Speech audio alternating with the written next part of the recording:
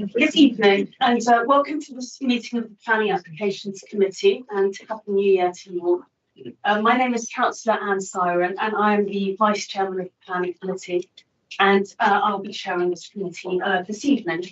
For those of you who don't attend this meeting regularly, can I please introduce my councillor colleagues who are sitting here on my right, and we will be making decisions on the cases before us tonight. And on my left are the planning officers who will present the cases and their reports and offer us their professional advice. And I'd like to thank them for their hard work in preparing all of the reports tonight. So turning to the agenda, are there any, apologies for absence, no apologies. Are there any declarations of interest?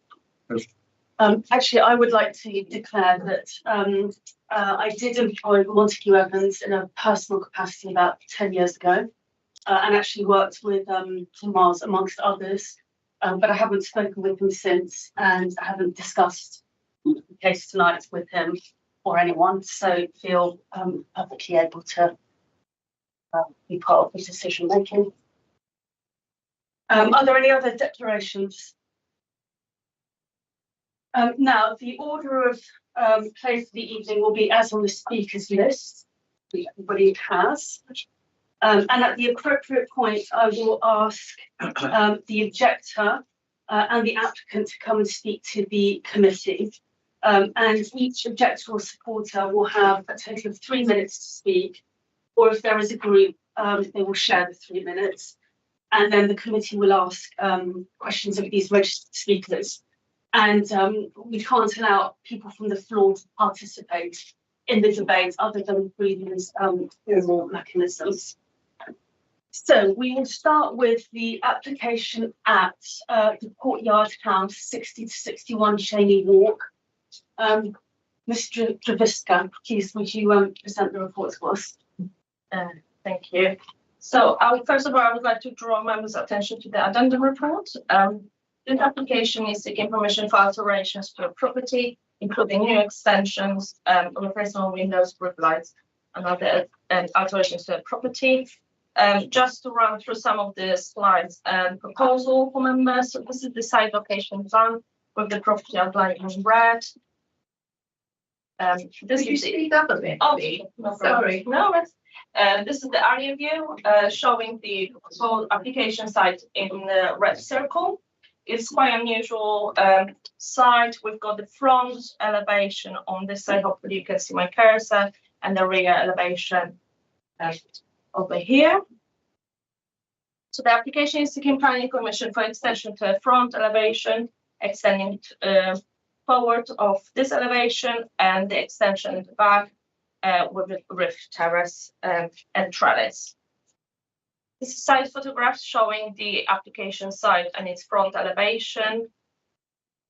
The area view showing the rear elevation of the property is just over here. So one of the extensions is proposed to be half of the width, more or less, of this area over here. We've got the existing and proposed front elevations. The yellow and green outline shows the extent of the extensions. This is the existing and proposed site elevation. The existing ground floor plan. And then the proposed ground floor plan. So one of the extensions is proposed to be 1.5 meter at the ground floor at the front elevation. And then this is the existing first floor plan. And the proposed first floor plan. Again, the yellow shows the extent of the proposed extensions. The proposed roof plan.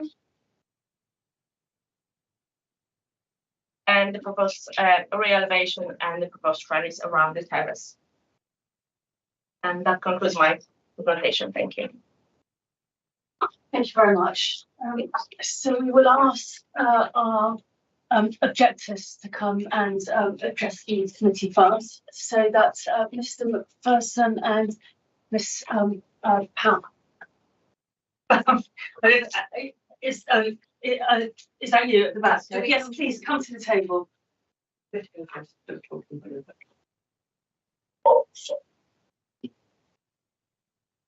Where would you like to sit, Sharon?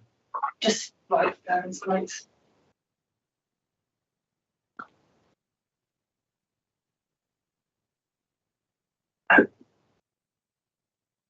My name is Michael McPherson, and thank you very much for giving me the opportunity to put forward our objections to this proposed application.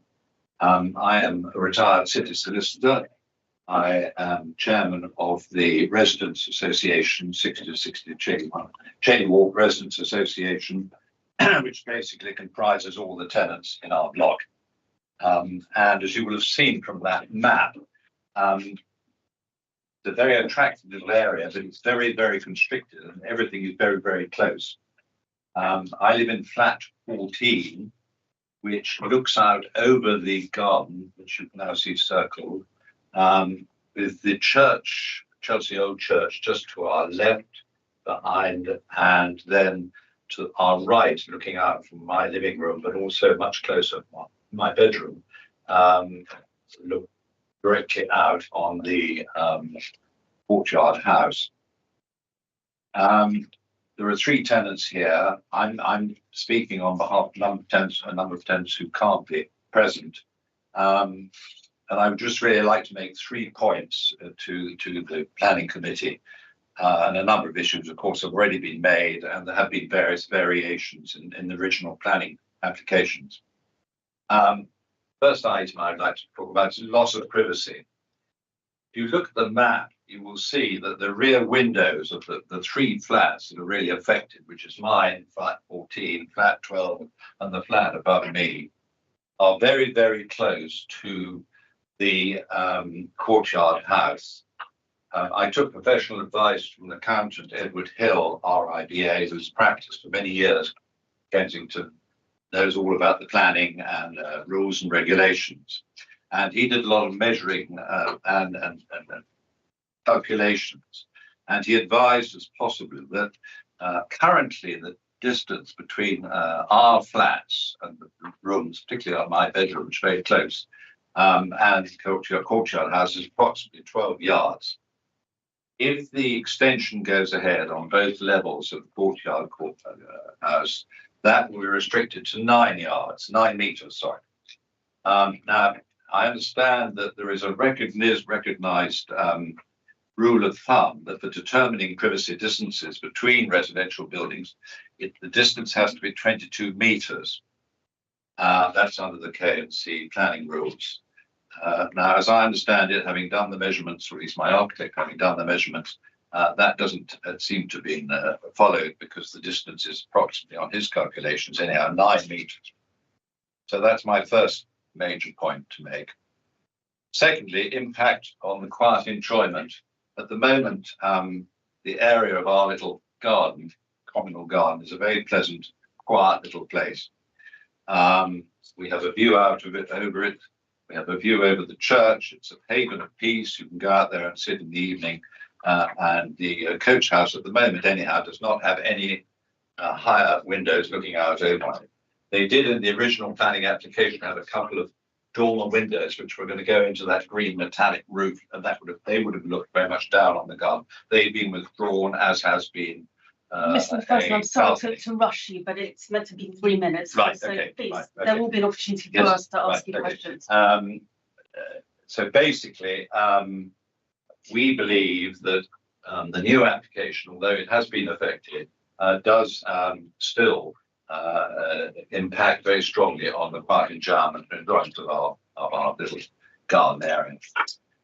Finally, on overdevelopment, the courtyard house, which is the subject of this planning application, was a modern house built in the 1990s with planning permission. It was designed to maximize the internal space that it was built on. It complied with all the planning rules as far as we can establish. However, those guidelines. I'm really sorry. You've got way of out. your time. Okay. We've got your 3 points. So that's right. Those are my 3 points. Thank you. Those guidelines haven't changed. So anyhow, for those reasons, we would urge the committee to reject the application. Thank you. So now we will hear from the applicant and the agent. If you please come to the table.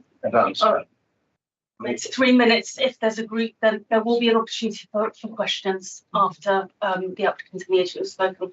Please come to the table. Please stay. You can both stay. Oh, right, thank you.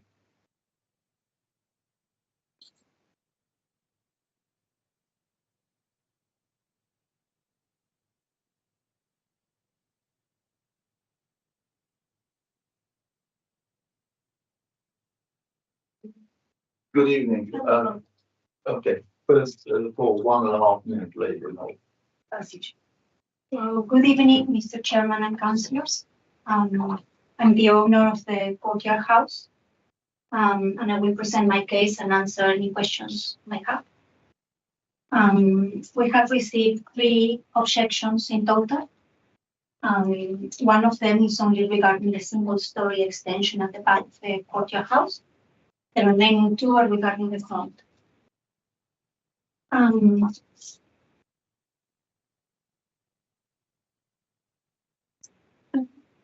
Don't like speaking badly, sorry. The second and third objections are coming from the same block of flats as the Courtyard House, not regarding the front alterations and extension of 6061 Cheney Walk property includes 17 flats, all in form of the planning application and somewhat encouraged to comment, but only 2 did, flat 12 and 14. The Courtyard House is invisible from the street or any other publicly accessible areas. It is not directly facing the block of flats, which includes flat 12 and 14, but it is a significant angle. And it is surrounded by a high green barrier, making the ground floor almost invisible to anyone.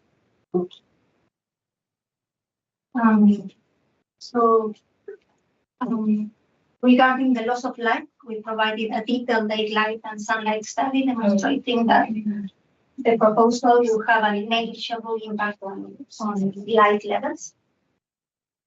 Regarding the privacy and distance between properties, these properties are not directly facing each other. The 2 objections mentioned that after our extension, the distance between the 2 properties will be reduced by 3 meters, while our extension is only 1.5 meters.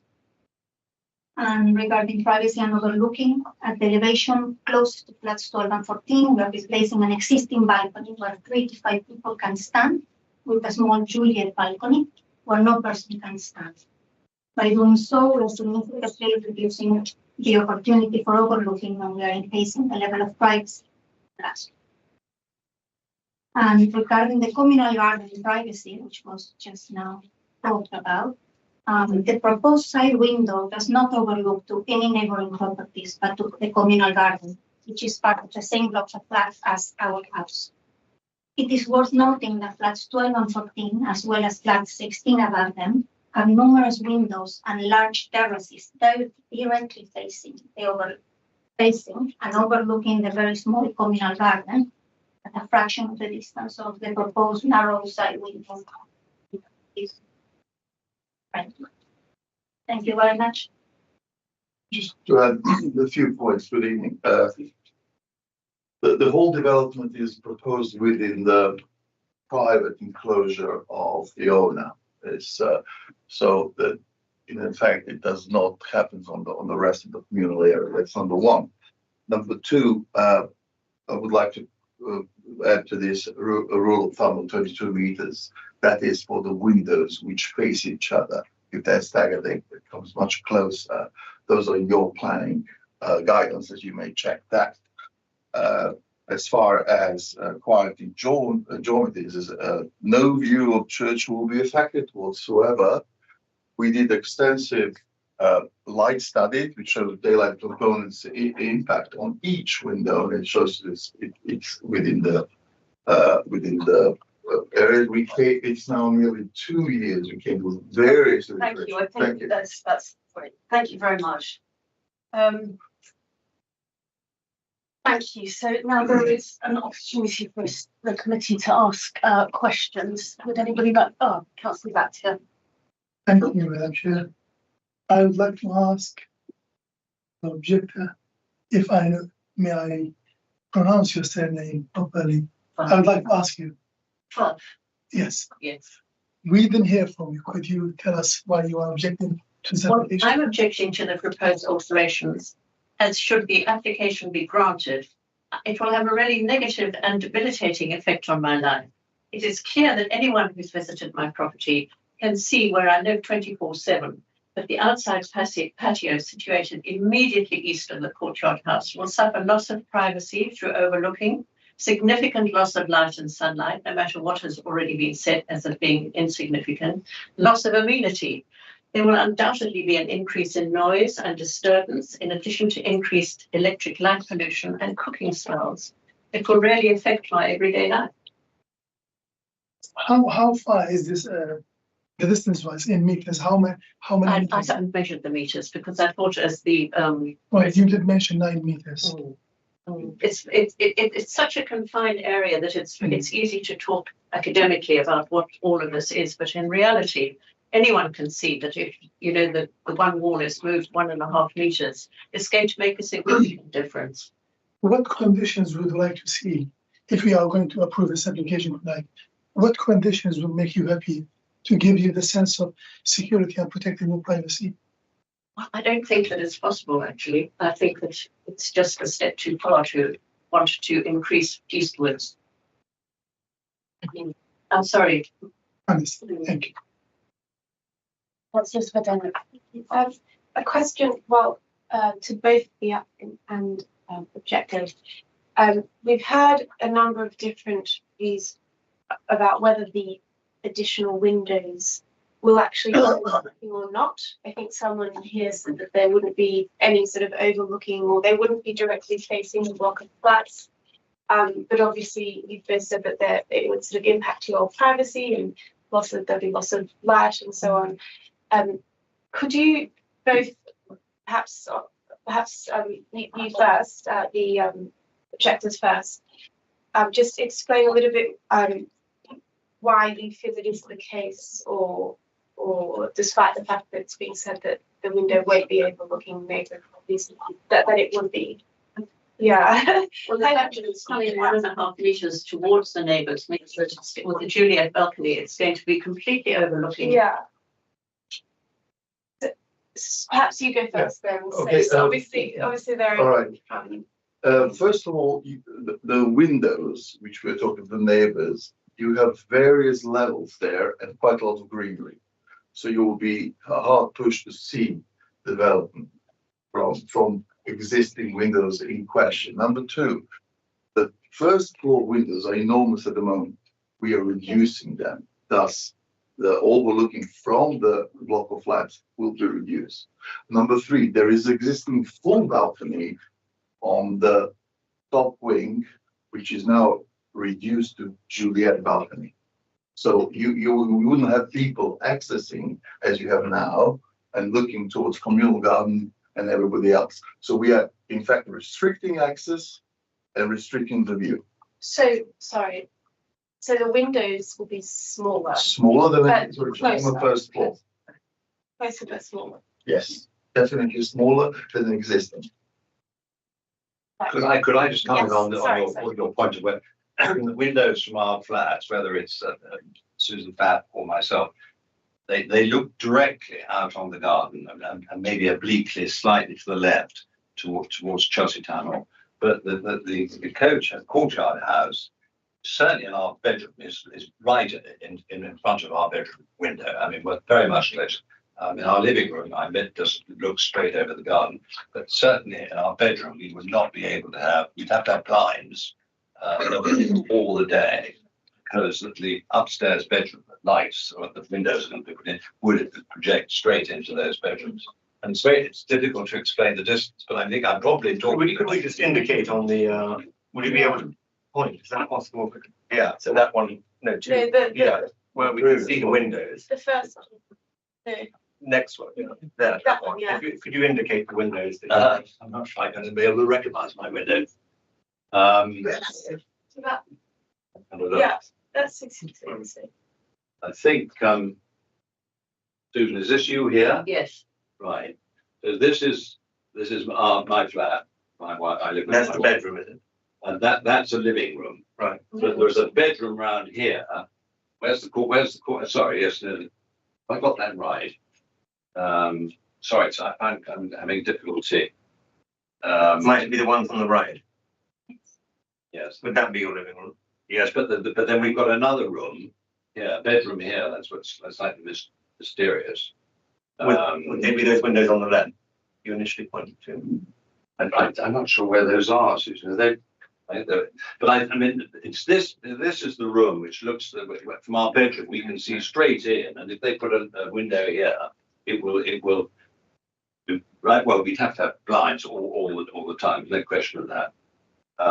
But I'm not sure about. I think that's our room there. At the moment, that's rather misleading. Short. Can you help us, Susan? Yes, of course. Can I just say that it was mentioned that they're going to reduce the size of the one balcony long cylinder. But that's not an issue. We're not complaining about that. It's the other one. And can I go? I don't think that anybody has complained about this side. It's this side where they're going to come up. That's a bedroom, and that's a bedroom. This is not affected because it's except it will be obliquely affected in terms of the light. But this is where they will be coming out, and it's such a congested area. That's the thing. It's easy to look at the map and it thinks, yeah, that's fine. There's plenty of space, but it's really a very confined space. I agree with that. I'm sorry. It's the bedrooms around the corner. That's why I was confused. So they are very, very close to the. Can we just respond to this? We had in a number of iterations, literally a small window. We were advised of planners to keep it as it is. So we're quite happy to reduce it further if necessary to a simple rectangular window. In a number of iterations, if you go to the planning history, you will see that was one of the proposals. But planners' advice in pre-planning was keep the existing as it is. So although we are marginally reducing because of the detailing a number of administration division, that is something we can do. Doesn't actually bother us.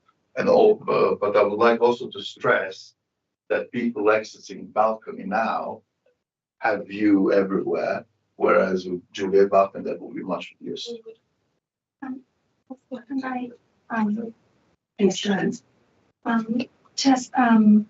Mrs. Thank you. So flat 12. I just want to mention that I have no view, zero view at all. Because of the green. You are on the ground floor. We are two, and we have huge barriers. We don't have any visibility. Putting up a second floor and being closer, it just blocks the light. But you are not on the second floor, are you? No, but you're putting up the first floor and I'm on the ground floor, so the light is going to be blocked anyway. I'm sure we'll have some questions for officers on this. I think, yeah. If I may, Madam Chairman, just to clarify then, the balcony, because you have a bit of a back and forth where, is there a balcony that we're complaining about? Well, if you can imagine two cylinders coming out like that, one has got a balcony that's actually a rounded balcony, but it's not any part of this as far as any of the objectives are concerned. It's the other one that doesn't have a balcony at the moment, where they are planning to put a Juliet balcony, and that one will be brought 1.5 meters closer to the boundary of the property. And from that, there will be light pollution, and part of the objection. Is that correct? On the plans, it doesn't. I assume this is what we're looking at. It doesn't look like there's a balcony. With that one, you're just showing you're moving forward 1.5 meters. Yes, but no balcony is being. No balcony there. No. There's a Juliet balcony. Whereas no, there is no Juliet balcony. Just on this one. Is my understanding. On that one, what we're looking at. There's no balcony at all. There's no balcony on the one which is moving 1.5 meters. There is a Juliet balcony on where the balcony used to be. Right. So the bay window was cut off. Does that reassure you at all, Mrs. I'm sorry, it's just such a congested area. I wish that, and the garden is, as Alistair said, a very peaceful little area with lights, with windows now facing onto it. It's obviously they want windows facing south to get some sun and maybe a river view. It's going to just be very intrusive. You want me to show you there? What the balcony or the windows? Yeah. Well, I think we can see it's in our, we've got the pack here. I mean, that's for my confusion, 'cause it doesn't look like there's a balcony. But that's. There is not. Okay. Are there any other questions, Councillor Batchelor? Yeah, And I think we'll move on an to objector, questions. this is for you guys. An objector is objecting that there will be lots of trees. No. No Yeah. lot of trees. There are trees. There is one tree at the rear, which is affected, which agricultural report, which is accepted as planning specialist by your council, but there's a certain care we need to take. And methods of construction, which are presumably different. But no other trees are affected whatsoever. It will not be affected. Thank you very much to all our speakers. Please do return to the Happy New Year seats. to everybody. And we'll continue with questions to officers. Yes, Who would like to start? yeah, Councillor distance. Batchelor. The applicant mentioned that this is 9 meters. Is it accurate, 9 meters between the two properties? I just bring up the area view, which is quite helpful. So in terms of the laws of privacy, the officer has taken into consideration and they've measured the distances. So according to the report, with regards to the front extension, separation distance to neighboring windows would be approximately 10 meters separation with oblique views. So from here down to this, and around 15 meters with direct views. My assumption is from this area to this.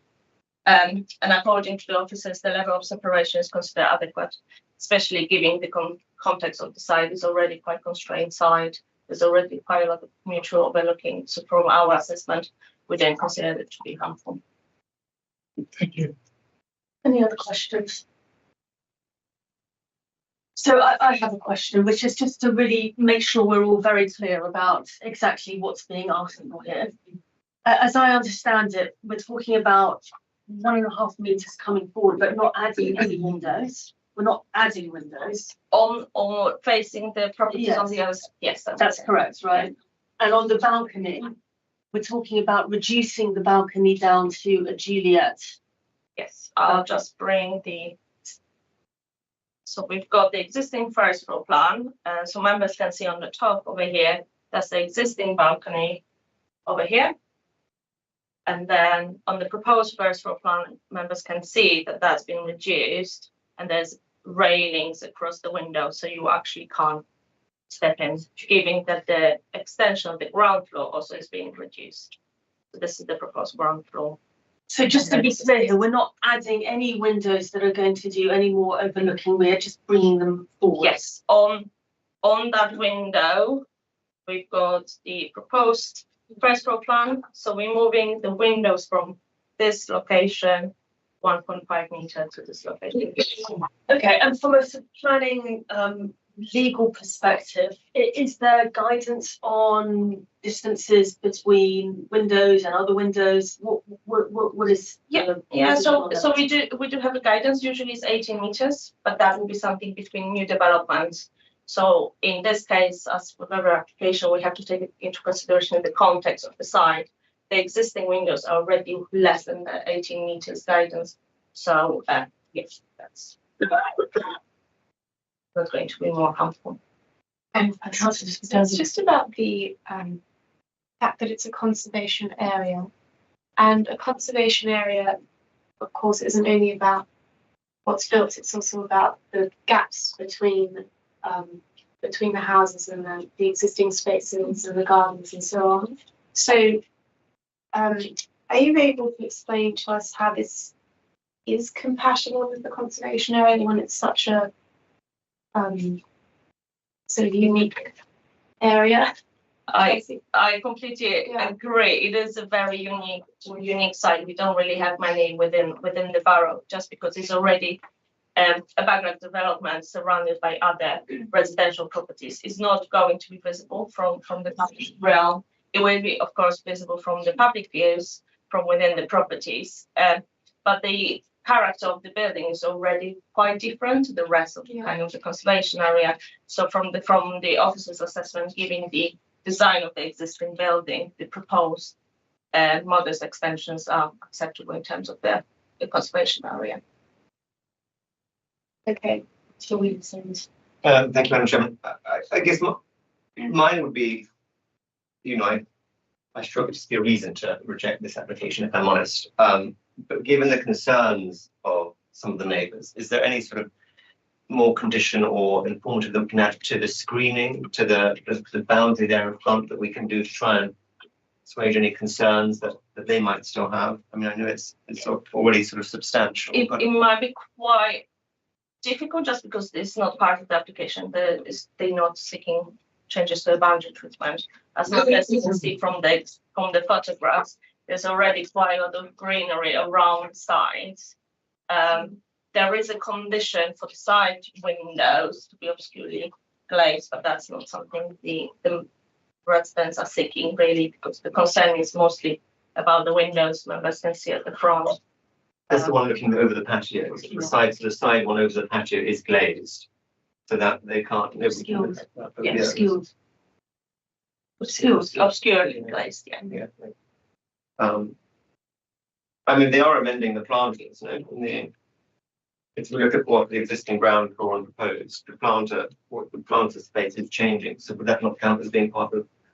Is there not some way of linking that? Yeah, we can definitely say if members think.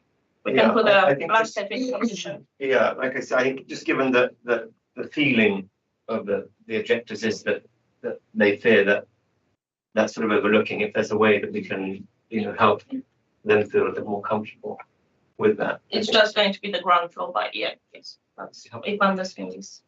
I think that would be helpful. I mean, we've really listened to what we've heard from our objectors, and we're all concerned about the loss of privacy, but to me, given the lack of additional windows and it's just the spacing, I also would struggle to really see how we could reject this. And I think anything we can do to support the objectors with their concerns, I think is helpful. But I'll just say from my point of view, I'm not worried about the loss of privacy. This is a built-up area. There's lots of mutual overlooking already. I think the application and the officer's reflects fairly that it's modest, and I can understand why objectors will be worried about new developments and new sightlines. But from my reading of it, there is no increase in harm or overlooking, and therefore I think the application is good as it is. But if people want to add something in the conditions to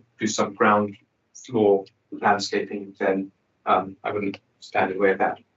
Okay, I think just as a caution as well, in terms of the landscaping, we can't condition how tall the landscaping can go, because we can't condition that, or we can condition landscaping plan for the applicant to provide. Or we can't condition how tall the boundary. Maybe an informative then also in addition to that, requesting if they might consider slightly taller. why don't we do that? Okay, so I think we're ready to move to A comment before, yeah. Well, I've been on this committee for over 10 years, and I've seen cases we've approved applications. The proximity was 6 meters, 7 meters, but we were asking, that's why I asked this question specifically. Is there anything we could do, any conditions? Because I don't see any grounds for refusing this application, unless if the applicant or the objectors want us to add some conditions. So I'm happy to go for it. I think the informative, the school windows, I think obviously what has been done to reduce these concerns. So can we move to a decision now? Absolutely. So the recommendation from the officers is to approve the planning application. Can those in favour With the added condition. with the added informative? Can those in favour please show? And can those against? So that is approved. Just to clarify, this is an informative for landscaping rather than a condition. Yeah, great. Thank you very much. So we will now move to the next application, which is that one, 31 Roland Gardens. Mr. Please take us through the report. Again, I would like to draw members' attention to the addendum report. This application is seeking planning permission for the extension of the lower ground floor levels and the terrace. This is a site location plan with the property outlined in red. The area view. So to the right of the application site is a hotel, and to the rear are news properties along Roland Way. Some site photographs. The top right is the re-elevation of the application site. The one on the right-hand side, sorry, is the boundary treatment and the existing courtyard. The bottom left is the view from the application site to the rear. And then the one at the bottom on the right-hand side is again re-elevation of the application site. These are photographs from the neighboring properties looking towards the application site. Members can see the existing extension at the ground floor level and the existing boundary treatment along the boundary between the neighboring properties. And then this is again the trellis and the boundary treatment. We've got the existing lower ground floor level with the existing garden and the stairs going up to the ground floor level. And proposed lower ground floor level with the proposed extension color coded in pink with the stairs going up to the ground floor level and the lower ground floor terrace. The existing ground floor plan. And then again, proposed ground floor plan with the roof terrace above the proposed extension, the additional extension at the ground floor level, and the stairs going down to the lower ground floor level. The existing cross sections and proposed cross section showing the railings all along the roof terrace and the proposed extension at the lower ground floor level. The existing elevation showing the one on the left-hand side is the front, there's no changes being proposed, and the one on the right is the existing rear with the existing ground floor extension over here. And then the proposed elevation, again, the right, it has on the left-hand side is the front elevation, the one on the right is the rear elevation. I would like to draw members' attention to this boundary treatment. There's an existing boundary treatment. The trellis members seen earlier in the photographs is proposed to be retained. The wall behind is just part of the extension. I know that was part of the concerns raised by residents. This is the proposed visual. Again, just to draw members' attention to the proposed extension within the lower and ground floor level. The free boundary treatment along the boundary are just the visuals. This is not part of the recommended approved plans. There's not proposed any brick wall along this elevation. The existing trellis is being retained. And that concludes my presentation. Thank you. Thank you very much. Just again, because it's all quite tight, difficult for people to understand exactly what's happening. Do you have on the back elevation, do you have a before and after that we can compare? We've got the existing elevation. Yeah, but do you have? It doesn't matter if you don't, but I think it's just helpful for people to see where the changes are. Do you have them both on one page? No. Okay, don't worry. We'll have to make it with one pack. Okay, so let's call the objectors, please. Mr. or Mrs. Gardner. Mrs. Gardner, please come to the table.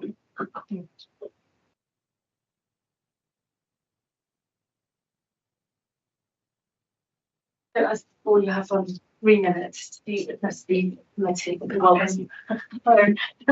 Right, thank you, Madam Chair and the committee, for taking the time this evening to consider our concerns.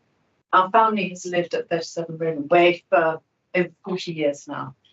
Our property will be impacted by the development as it abuts the south side of the garden of 31 Roland Gardens. Our home is incorrectly identified in the applicant's drawings and documents as part of Blake's Hotel. And again, on the photographs that you saw where it says Blake's, that's actually us down there.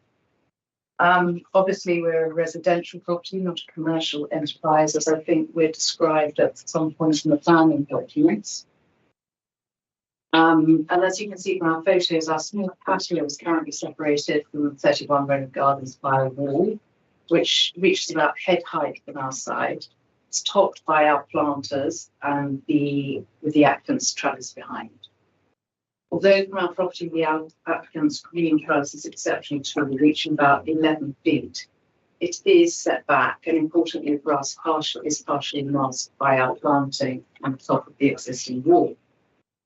Despite the planning officer not approving the visual showing a much taller overbearing brick wall, these about as it would be 1.5 stories higher than our ground level, we're still concerned that the drawings submitted for approval do not clearly prevent any further increase in the height, extent, or solidity of our common boundary, which would have a major impact on the quality of our family life, turning our only modest outside space into a sort of subterranean home. We're concerned because the proposed raised ground floor level drawing shows a brick wall extending along the whole length of our common boundary. But as there is no elevation drawing showing the development from our side, it is not clear whether this wall is to remain at existing height or could be increased. Also, although the trellis is clearly shown in the correct position on the existing raised ground floor drawing, it does not in fact appear at all on the proposed raised ground floor drawings or other relevant drawings. So to address any ambiguity regarding the extent and height of the brick wall and trellis and to protect our amenity, we would ask the committee to consider imposing a special condition that the existing boundary wall and trellis with 37 Rowan Way be retained at its existing height and position. A similar special condition was in fact imposed on a previous plan of permission granted to the applicant's predecessor, and to which application I think the applicants refer in their planning pack. We did note that the elevation drawing does actually show a section of trellis above a wall, but it's because that's right on the flank wall of the extension, is in the place that it's in at that part of the boundary wall. Then if this makes sense, it isn't the cross section from our end where we back onto it, and we can't tell whether that is actually going to run all the way down or if it's just on that section. That makes sense. Thank you very much. Thank you. So now we will call the applicant, the agent, Mrs. Barrett. Yes.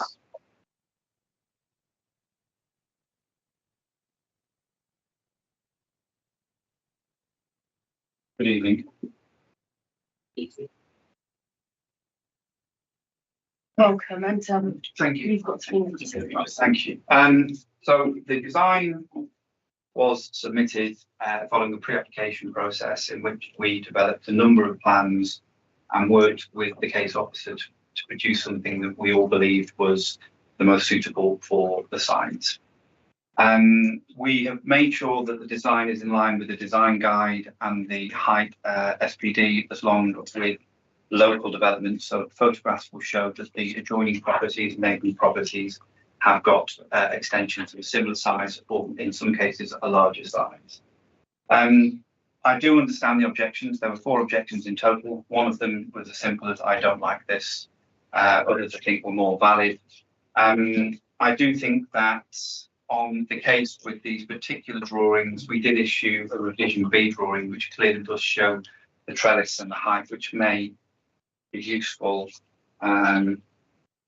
which is there. Look, so you can see that we see the retention of the trellis and height, and clearly showing the boundary with Blake's Hotel on that side and your side as well. I'm not sure why that's not the issue, that drawing. We have treated the application as a basement rather than as a lower ground floor extension. So we've gone through the traffic management study as well. We believe it's doesn't have any impact, it's not harmful, and it is actually a lot smaller than a previous application that was approved, which included a much larger extension to the rear of it. And that's what's my response. Okay, committee questions, Councillor Bactia. Well, thank you very much. You've had the objector relaying some conditions. for technicality reasons, do you think these conditions is acceptable? Is it going to impact on the overall plan development? I've absolutely, as it shows on the drawing here, I've absolutely no issue with the terrace being maintained at the same height along the boundary with 37 Roland Way and the brick wall being at the existing height. No issue with that whatsoever. Then we have no problems. Does that answer your? Yeah, it's just, we just wanted something that we knew, because there was some ambiguity there and it wasn't quite clear. But Yeah. if they're happy with the condition that says it's all going to stay the same, then. So if we made sure that that was included in the approval, that would, you'd be happy with that? Yeah, if the brick walls, the height of it wasn't increased, it stays in the same position and the same height and perhaps same similar appearance. So we can go with the same sort of appearance. Yeah. I know you've got slatted across the back of yours as well. Yeah. So we could always go with the same. Well, whatever's similar to yours, but we're just concerned Not a about problem. no brick walls, please. That sounds like happy news. Let's move to vote. Well, let's just speak with officers. Well, thank you. I think there are no other questions to. I mean, just if I may, Madam Chair, well, Yes, it sounds like we're sort of resolving it, but I am slightly lost in that I can't really work out what we're looking at and where you are. But, The hotel, at no I point. mean, could we bring up some of the photos and maybe just an explanation of Actually, yes. the brick wall that we're meant to be talking Yes. So about? it's this brick wall, The white that bit. the white brick wall with the planters on top, and then that's the green trellis behind, looking from our side towards the development.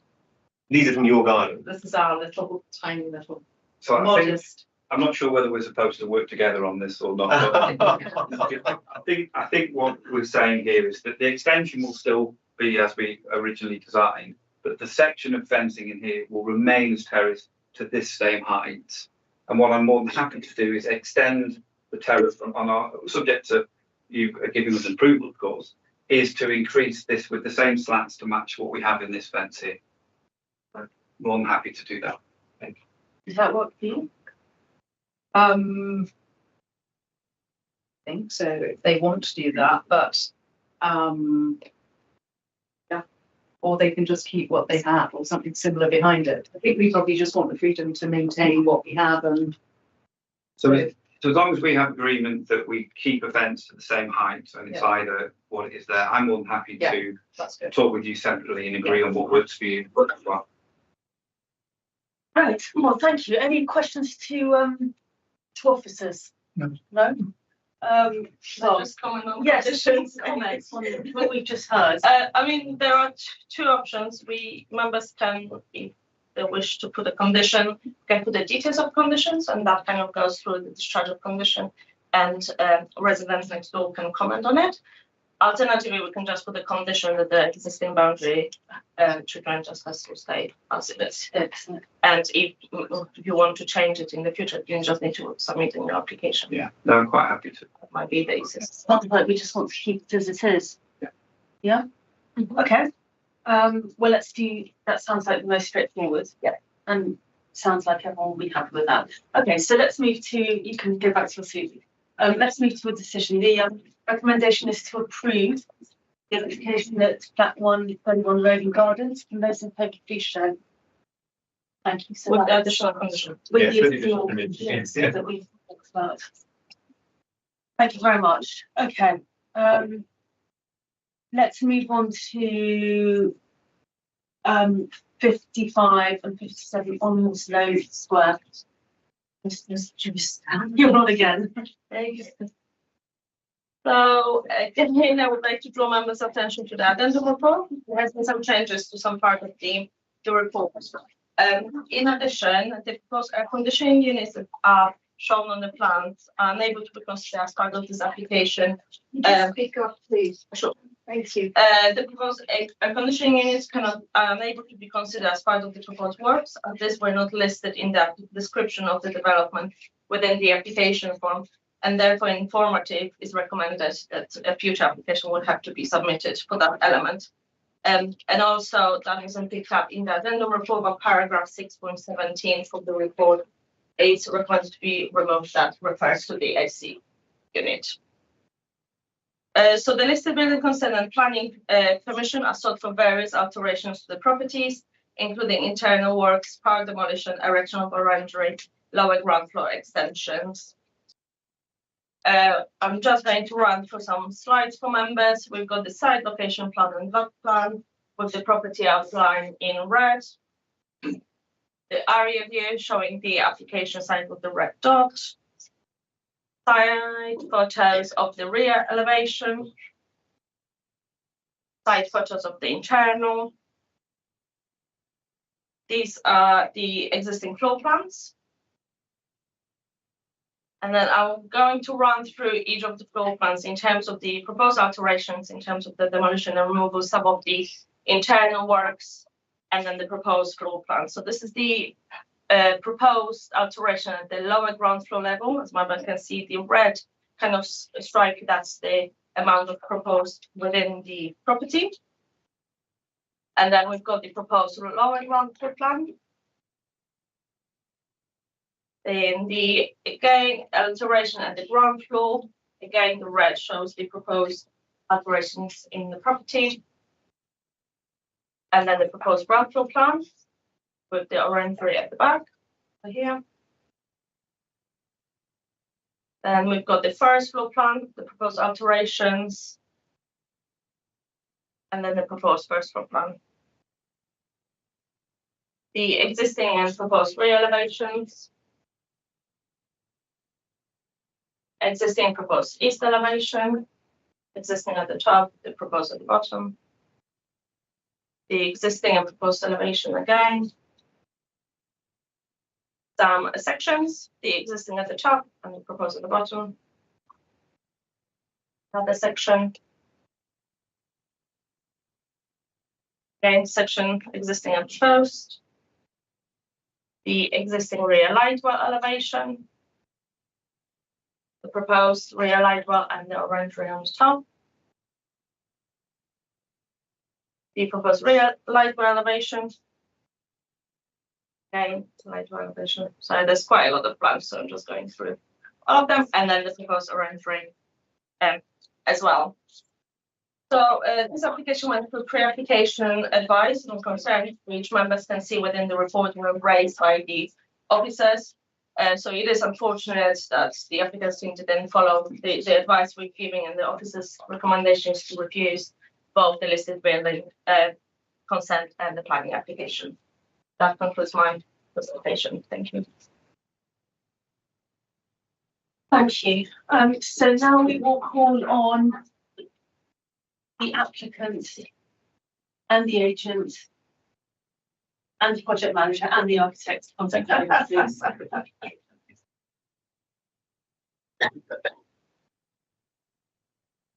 So again, you'll have 3 minutes to speak, but then they'll obviously keep. Can we just introduce ourselves? Yes, please do. Please do that. Alex Emery, I'm the owner of the applicant. So I'm Tim Miles, I'm planning agent, the application. Luke Chandra Singh, undercover architecture. Callum Pierce is project manager. Welcome. Okay, 3 minutes. Good evening, Madam Chairman, councillors, members of the planning team. Thank you. And thank you, Councillor Evans, for the opportunity to speak tonight. This proposal is to create a permanent home for my family of 6. The works we propose would be essential, we think, for a large family seeking to make this property functional, particularly as the flat, as you've seen, covers 3 different buildings and hasn't been fully renovated in some 40 years, we think. I'm not exactly sure, 38 years. The alterations made in the 1950s were very ad hoc and very little thought to the overall function of the building. There were extensive changes, removing and adding stairs, floors, adding new openings, altering ceilings, plaster, timber detailing, lots of different things going on. As a result, much of the original plan form and fabric no longer survives, which is typical of Onslow Square houses post-war. Our proposals aim to restore and refurbish the main rooms of most importance that retain their original character, and to reintroduce details reflecting the property's historic style where they've been lost. Officers have raised particular concerns around the lower ground floor room from a later phase, which is now severed from the main dwelling and landlocked by later developments. And our research shows that none of those current features are original, and the proposals aim to reunite this room as part of the main flat at 57. Throughout the process, I've sought to get I've sought feedback from the amenity societies and our neighbors. There've been no objections. In fact, both the Onslow Square Residents Association, chaired by Vinton Barker, and the Onslow Neighborhood Association, chaired by Charles Lawton, have expressed their support and have visited the property. Over nearly 2 years, we've worked closely with officers, 2 pre-apps, and this is the second time we go to application, trying to address all the concerns and incorporating feedback each time. I think the officers acknowledged the proposals have benefits, but they've concluded that on balance, the less than substantial harm outweigh the benefits. We were surprised. We thought we had fixed everything and addressed everything. And we remain open to finding a way to get to a solution for this. Hand over to Tim. Thank you. The MPPS and planning policy requires identifying less than substantial harm to be weighed against planning benefits, and that includes beneficial works to listed buildings. And we'd like to invite the committee to examine this balance and consider an alternative view. Proposed enhancements are in areas of high sensitivity, and in contrast, works identified by officers as harmful affect areas of low sensitivity. Particular benefits are spatially reuniting ground floor and lower ground floor rooms in number 57 in the garden. Plan form, removal of a very disruptive stair and subdivision at ground floor, and character generally, enhancements to the interior, and where historic interiors are lost, new appropriate scholarly finishes. In short, the cumulative benefits to this family home are significant, and we think any finding of harm is limited due to previous extensive works in the 50s. Affected historic fabric is really fragmentary. Just on the planning application, we first learned that the absence of a PFS as a reason for refusal the day before the Christmas holidays, and we weren't alerted, unfortunately, during validation or determination. Design has developed some building control advice, and we've appointed a fire engineer. Draw your You comments. can complete the full report within a matter of days. Perhaps there is a way that the decision on the planning application can be deferred. Okay, I'm sure there'll be some questions. Thank you very much. Okay, well, there are, you are the applicant and the agent, there are no objectors, so we will move to questions from the committee, and I would like to start. So there have been some concerns raised about the fire safety document, fire strategy document, and some of the inconsistencies in the drawings, and also with the air conditioning, which seems to form part of the application but isn't noted in the commentary on the application. So I guess, can you just talk to us about those inconsistencies? Have you discussed them with officers? Why haven't we got a fire strategy? Okay, well, I'll start with the fire strategy. We submitted the application following pre-application advice. We now receive letters from officers alerting us to the need for PFSS if one's required. Unfortunately, it wasn't alerted to us at the time of validation. We've reviewed the policy since, and our understanding of the function of the policy is that where an application doesn't propose a material change of use, in residential uses, a full PFS is not required, and a document called a reasonable exception statement can be supplied. Nevertheless, we haven't got one. We did submit one today to the officers with some additional information. We've been advised it's too late. We understand that. Design has developed with building control advice. We've appointed a fire engineer to move that forward. We can submit that with officers either conditionally or whether an application on the planning permission is deferred. Happy to have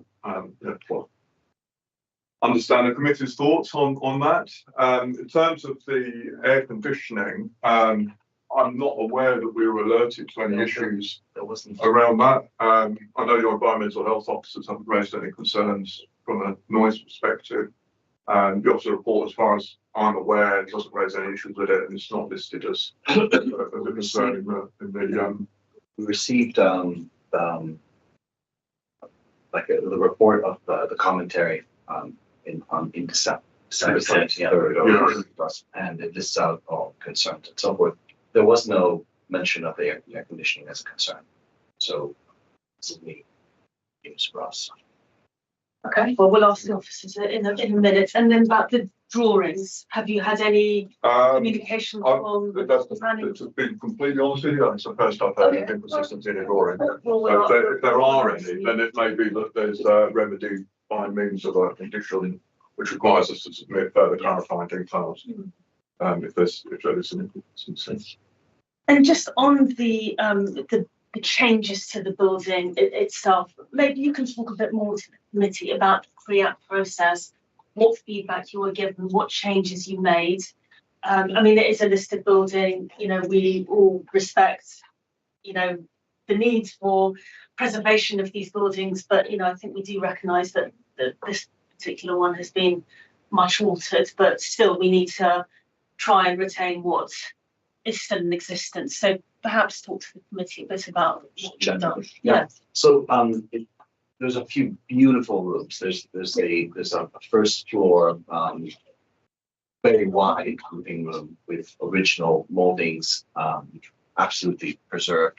The flooring unfortunately had been changed probably in the 50s. So we will put in new flooring that looks like the kind of flooring that would have existed in the 1850s.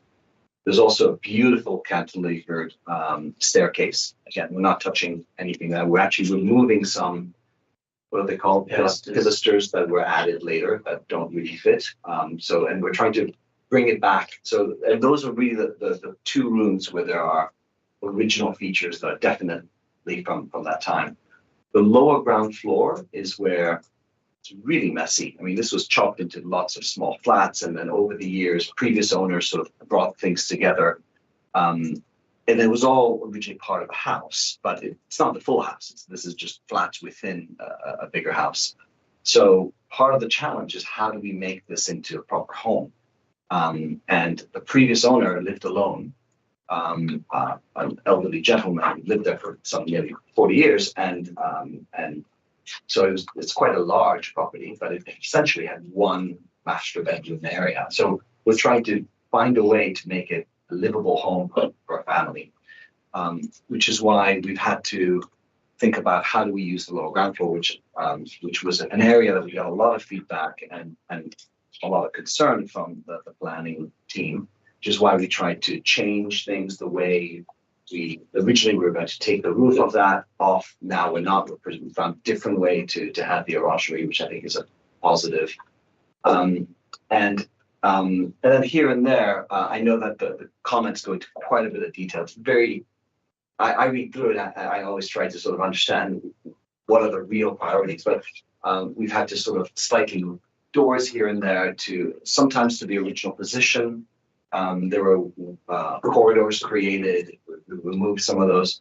So we very much go in with the spirit of how do we honor the beauty of the property, but at the same time, make it just a livable, functional space. So one example would be in that lower ground floor, there's like 5 or 6 different levels because over the years, things different. So we're trying to sort of make it one level floor so that and it originally would have been one floor. It wouldn't have been all these sort of different floor levels. So those are the kinds of things. The first floor gets very little change because the rooms are basically original. And in fact, in some of the bedrooms, the 2 bedrooms upstairs, we're going to put in copies of, because all the original moldings, the rooms were basically, there's no moldings, but originally they would have been. So we've taken the existing moldings, make copies to put them into those rooms where they've been lost. Trying to think of, it's a complex project, and we've been at it for some 2 years now, trying to find a way to renovate a property.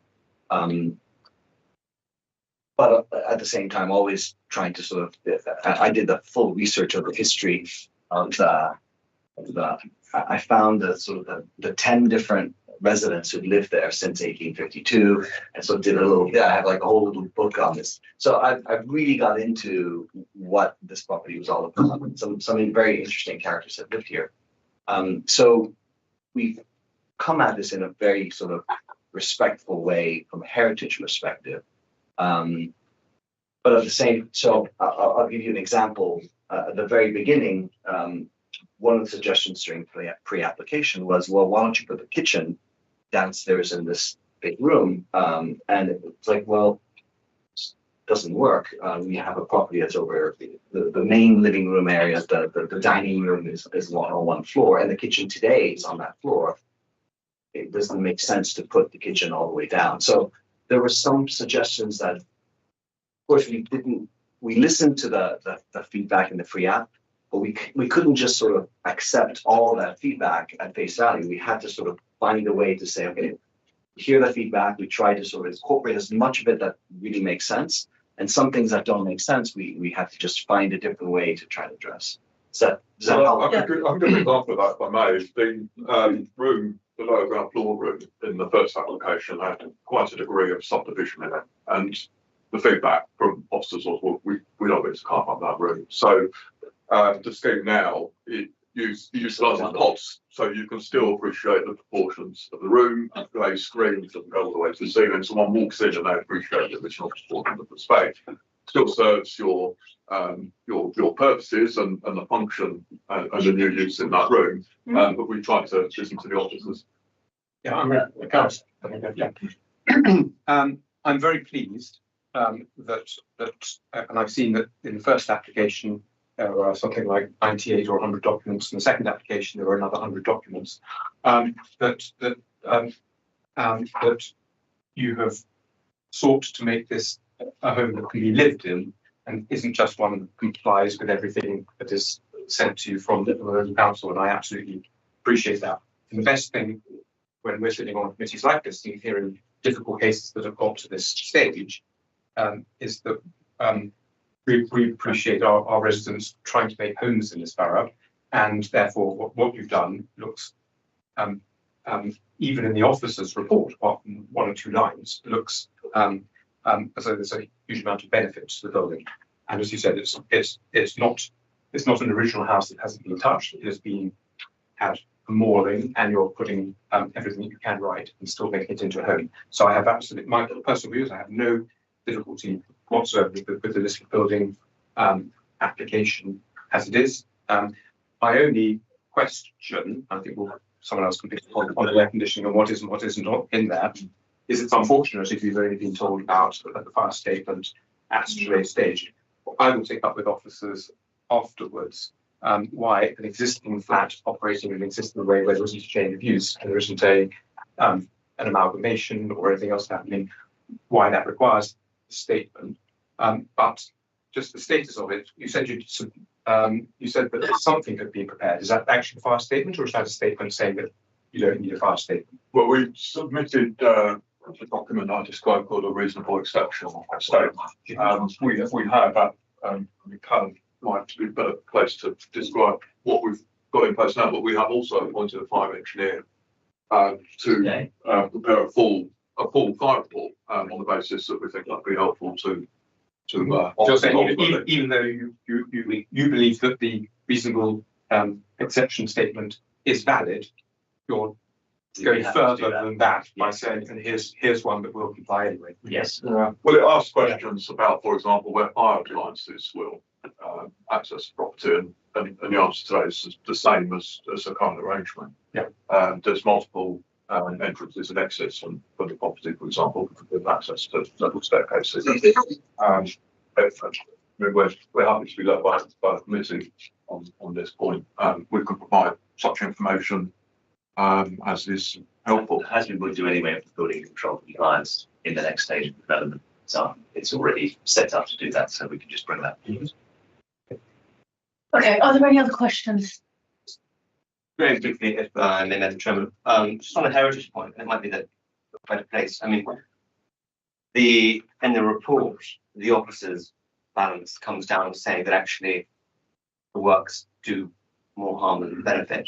And I guess, we've heard a lot about the work and what we want to put in, but I guess just a brief summary on your view of that and why that perhaps. Yeah. Okay. Well, it's a matter of judgment, of course, and it's a judgment which involves consideration of the significance of the building and the effect of the proposed changes on that significance. And as Alex described, where there are items in the building which are from the original phase of development, we're looking to maintain, enhance, repair, refurbish those, and to use those as the model for a scholarly reinstatement in really quite large parts of the property where the interesting bits have already been taken away and lost, to reinstate that character. So one walks in and recognises it more plainly as a house in the 1850s. And as part of that, we also talked about the reuniting of two rooms which are severed from London 57 at the moment. They form a separate flat, so they are reunited with the property. One of those is the ground floor, principal room, so a very important space. In our view, that therefore creates a larger benefit. At ground floor, two of the principal rooms, there's currently a stair which links the ground floor to lower ground floor, and a subdivision and a kitchen unit. The stair will be taken away, and the original plan form of that part of the building will be reinstated on a really important part of the house. So if we imagine a seesaw, if you like, of benefit and harm, we feel like the really quite significant benefits tip the seesaw in this direction, and any harmful bits affect really areas that would have been altered in the 1950s. So, you know, then maybe they took back a little bit, but the balance is still in place on the beneficial side. That's our view of matters. Thank you. Well, thank you very much. Right, please return to your seat. Oh, Councillor Lieutenant, do you have a quick one? Oh, for officers, okay. Please return to your seats and then questions to officers. Who wants to start? It's just for my own clarity, really. Obviously, a number of concerns have been raised by officers in the report, including on heritage. But is it correct that the single reason why officers are recommending refusal is solely due to fire safety? I'm happy to clarify. So there are two applications. One is for the listed building consent and one for the planning permission. So the listed building consent is recommended for refusal, given the impact to the listed buildings, mostly of the internal alterations to the property. And then the planning permission, the recommendation is only on the fire safety. All right. Right, I don't think I will see the application. Okay, thank you for clarifying. Thank you, Madam Chair. But you are very clear on your reasoning for refusal, which is very rigid, no negotiations. And I take your recommendation seriously. That's why I didn't ask any questions to the applicant. But do you think I'm surprised that they didn't withdraw the application to fulfill this condition, to fix this, to rectify this. But do you think if we defer this application now, this will give them enough time to rectify this for next time? So in terms of deferring and rectifying, we do have our standard procedures that we don't accept amendments to live applications. That is what is written in our community engagement. So we would have to reconcile if there are set of new plans. We would have to reconcile members of public on it. So our procedures is to determine application are submitted by the applicant. Thank you. Okay, so Go ahead. sorry, Go ahead. Would it be possible to accept the application on the condition that fire safety strategy, or that there is some sort of satisfactory fire safety strategy that's given to officers? Or is that We don't accept it as a condition. okay? We can choose to. We can choose, right? As I'm just going as to. members. Policy CV16 is very explicit, and it says that mine or other planning applications must have a planning fire safety strategy submitted. I think it would be. Hang on, but when was this application? Sorry, No, follow go up. ahead. Let's make you upset, really, because If this is so explicit, why did you wait? This application was made in what, June, May or June? June, right, okay. If it's so explicit, why did you go all the way until the 23rd of December? Looking at you, but looking at anybody who put this in, to suddenly say you wanted one. So officers were minded to refuse this application. And we have been working and trying to address issues regarding the listed building consent.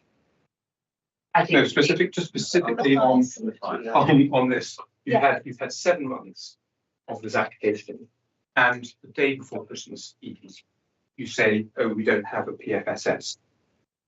I just said the application was submitted in October.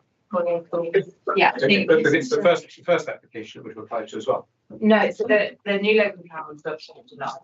Right. So this application came after that. We sent out validation letters, which. But you validated it without this. Yeah, so we. Okay, we that's the point. So you validated it in October when the application came in without this, but you say it's essential. validate- Why did you say, There's statutory reasons why you validate an application, and they relate to very specific rules. okay, This what, is a what, local what, validation. yeah, but what determined, why didn't you say it in October when this was proceeded? So we send out as part of our validation letter. the So what was so application- special about the 23rd of December to suddenly, That's when the PAC report was published. but that's the first time that officers thought, oh, there isn't a PFSS included.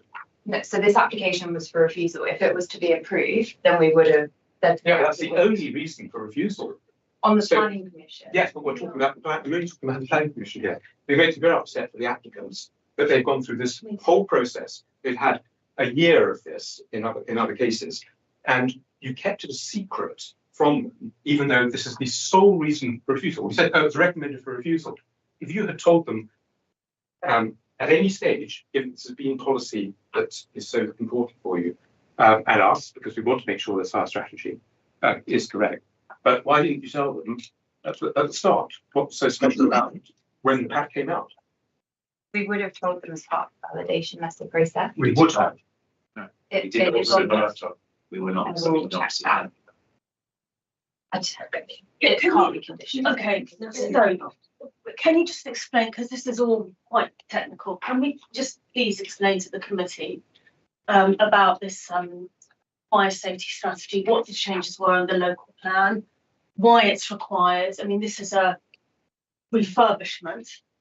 Do all refurbishments need these documents now? I mean, just explain to everyone, because I don't know all the details of So this. there are other parts of this application which go beyond refurbishment. There's actually 2 properties within this application. One is being scaled right down to a studio, and one is being enlarged to a larger property.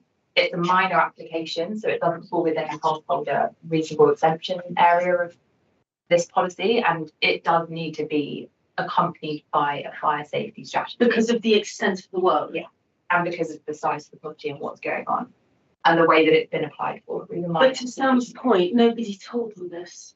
I think we're all getting to grips with our new local plan. It's a huge piece. That's Um, not- It's not Okay, well, I Yeah. don't know if this is So the you- appropriate forum Yeah. to bring officers. really. No, we're not berating you, but I mean, I guess, you know, people, I think they've worked quite hard to do the right thing. And look, I personally, where I am with this is I completely respect heritage officers' views about this building. Of course, we have to protect them.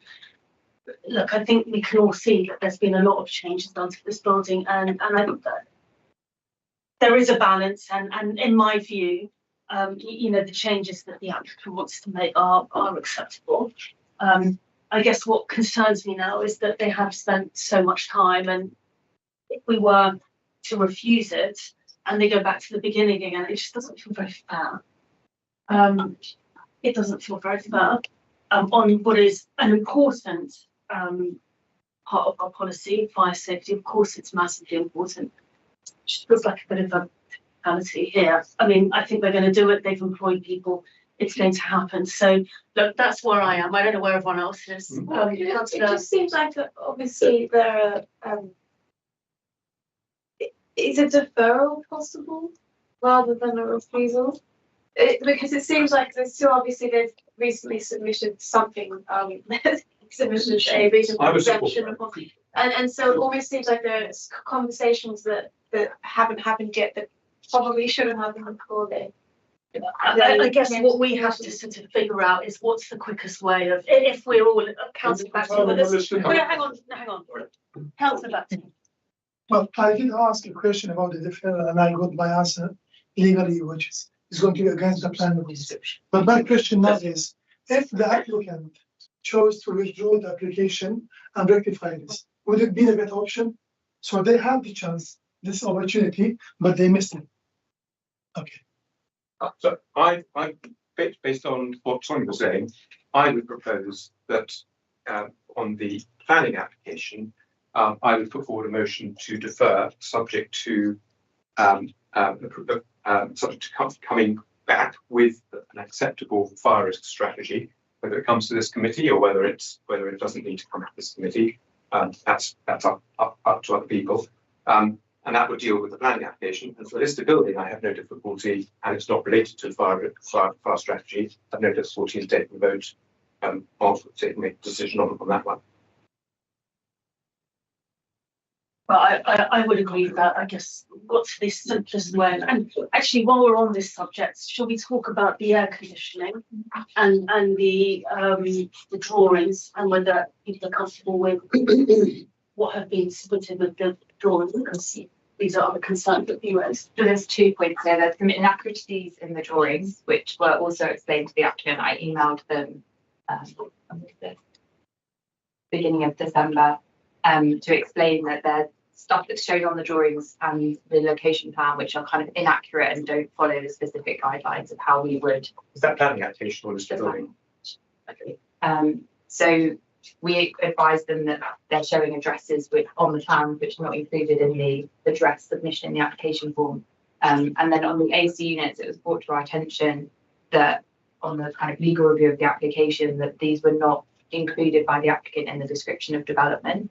So therefore, there's a risk that we haven't advertised that there's AC units being proposed to the public, and that's kind of at risk of the decision not being completely in accordance with our obligations of advertising application that's being approved. So it's a new AC unit that hasn't been consulted, or it's a replacement? 2 new AC. But were they in the application? They're in the description, no. So they're on the plans, but they're not listed in the application form anywhere. And they're not listed in the application form description, which is the applicant's responsibility to detail everything being applied for. That's also officers meant to make sure that the description matches the application. I don't want to argue with you because it's just we're at a particular point where we're in the that's there. I guess we just need to figure out the quickest, smoothest, and then if we're all in agreement about the list of building, and maybe we should take a vote on that and then move to a discussion. I would just have a question for, sorry, we still focus on the planning application. I mean, what the thing I struggle with, I guess, in the list of building consent is what the applicant says is so different to, I guess, what's in the report. And I would just, if you could perhaps comment on, because, you know, looking at the report, officers come down on the side that actually the works harm the building, whereas what we're hearing is that there's going to be substantial benefit. And then reading some of the details, a lot of it seems to be a window is a bit too big, and you look at the window and it's to an internal area that no one can see, or a door, we're losing an original door, and it's a door to a storage room. So I guess just to get my head round exactly what's being proposed, it would be helpful if you could comment on that. Absolutely. So in terms of the listed building, our statutory duty is to preserve the significance of the listed building. So there's might be certain elements which could be quite minor, but they are quite significant for the character and appearance of the listed building. As part of the assessment, officers are making judgment, and they take into consideration the benefits that the scheme would have and also any harm. If the officers do establish that there is a harm, then we have to balance it with the public benefits and vice versa. As members can see from the report, there is a significant amount of benefits, and also officers establish that there are significant amount of harm. So in terms of our assessment, we concluded that the balance is going into the harm category. And there are certain, in terms of the listed building, members have to take into consideration internal alterations, even if they're not visible from outside. That is the listed building consent, and then the alteration internally require listed building consent. So even sometimes taking small doors, windows, and the wall would require. So is there a main, if you were to sort of say it in a one sentence type thing, what would the main harms be? Yeah, I because feel for us, it's just to kind help of us. the laws of the form. So I think the lower ground floor one is the one officers are more concerned. I might just bring up the plan numbers to see. So there are various alterations in terms of the windows to the light well and the doors.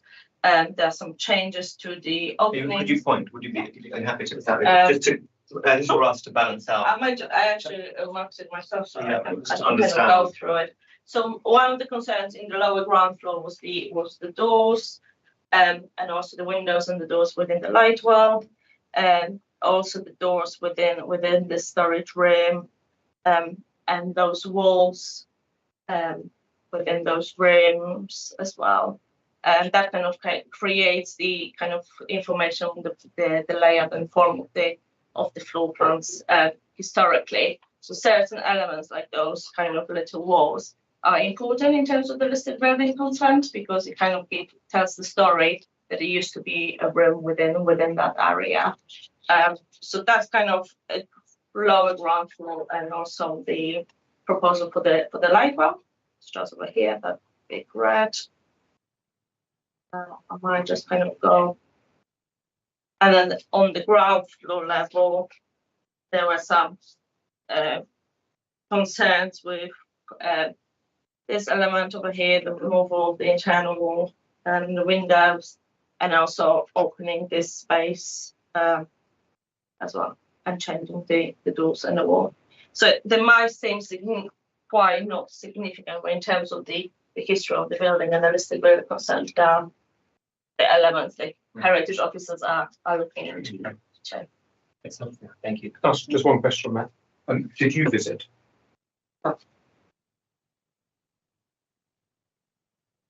Okay, I think we should start thinking about drawing this to a conclusion and some next step. So on the listed building, I mean, I went through all of the concerns from the heritage officer point by point.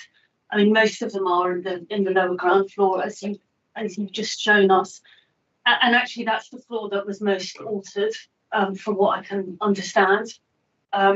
So I honestly feel comfortable about the listed building.